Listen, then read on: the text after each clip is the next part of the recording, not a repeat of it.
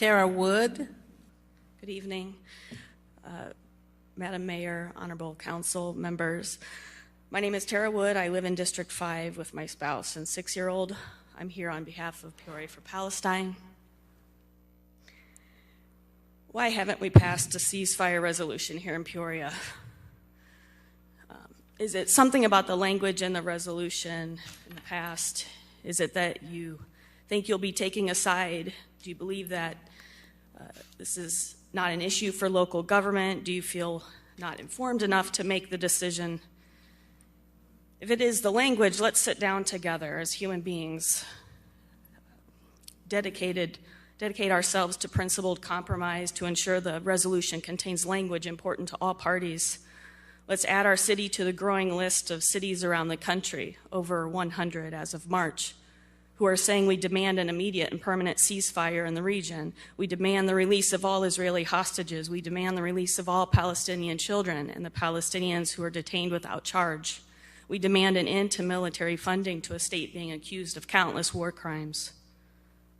What is controversial about this? This is not siding with Israel or Hamas. This is siding with humanity by saying we must stop the killing, especially when those most affected by this war are children.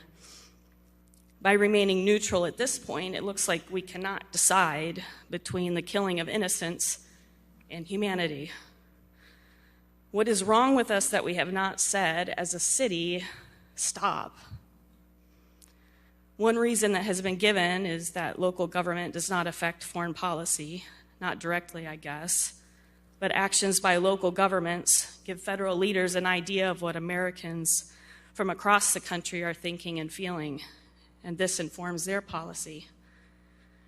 Those of us in this room who are asking for this resolution have called, texted, emailed, and had meetings with all of our representatives, state and federal leaders, on a continual basis since October.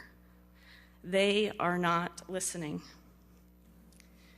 If we are truly a country that claims to listen and act on the will of the people, where do we go when our leaders do not see us or hear us? I think some of you may be tired of seeing us, but where are we supposed to go when daily our eyes and ears are seeing and hearing videos with the voices of children slowly dying under the rubble? We are coming to you, our local leaders. You say we are not Chicago. Okay, sure, Chicago ceasefire gets more attention than, say, a small town in Colorado. But that doesn't mean the collective voices of those in a small town are less than. In regards to the possibility that you did not feel informed enough to make the decision, I can point you to the articles that together lay out Israel's blueprint for ethnic cleansing, articles with evidence that journalists are being targeted to ensure their story is killed, or the articles with evidence that healthcare workers are being targeted to ensure the healers are killed, or the articles with evidence that humanitarian workers are being targeted to ensure the sick, the wounded, and hungry go without life-saving aid, or the articles with evidence of agricultural fields and infrastructure being targeted, giving us a new horrible term called ecocide, or about how every university in Gaza has been destroyed, a term called scholasticide. How about a look at the numbers of innocent men, women, and children killed as a result of Israel's at-all-costs military strategy, which amounts to collective punishment and, by definition, genocide. I could also point to the recent polling numbers that shows the majority of Americans disapprove of Israel's action in Gaza. Most Democrats believe Israel is committing genocide, while the majority of both parties believe there should be an immediate ceasefire.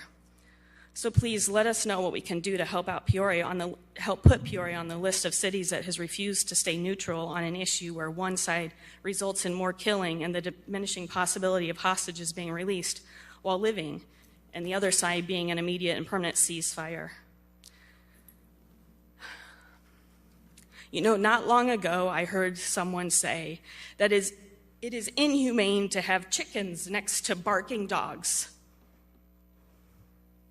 Sit with that comment while you reflect on the fact that as we speak, a child in Gaza is taking their last dying breath after 3 days under the crushing rubble of their home that was hit with a U.S. bomb.